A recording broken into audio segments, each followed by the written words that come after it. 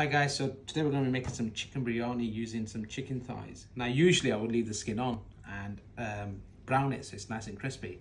But today because we're making biryani and it gets steamed, the skin will just get really soggy and we don't want that. Just pull the skin back like this and it'll come off. That's all she wrote. As we're making chicken biryani, we really need to soak the rice. So it's really important to soak the rice at least an hour before cooking. And what you do is you run it through cold water and rinse it. So you'll see this, the opaque water, that's starch. So with biryani, you always need herbs, fresh herbs, coriander and mint. Finely chop these, you'll add these with the water for the rice, but also with the biryani as well, and lemon. So the easiest way to cut mint is to roll it up. Lemon, just slice through, use a bit of mustard oil.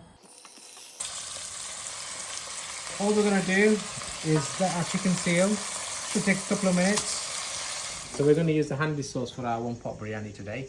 It's really flavoursome, lots of deep flavour. It's going to add so much depth to the chicken. Half a jar of water.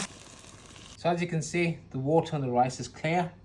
So these have been sat here for about an hour now. So what we're going to do is just drain the water and then add it to the chicken. That smells delicious. Just going to add a touch of lemon juice. To the chicken, we're going to add a tin of chickpeas that have just been drained. Coriander, some mint. So we've got the drained rice. Throw them in and make sure everything's covered.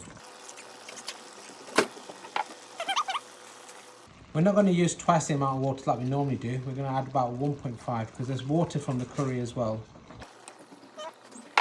A couple of lemon slices, some more herbs.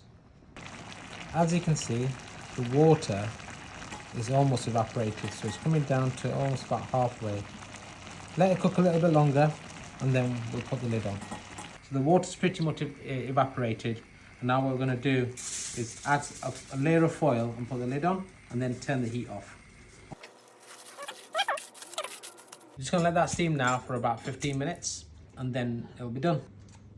So as you can see from the bottom of the pan, nothing stuck. Sign of a really good biryani. Wholesome dinner for 4, that easy, won't take you long, about 45 minutes and we're done.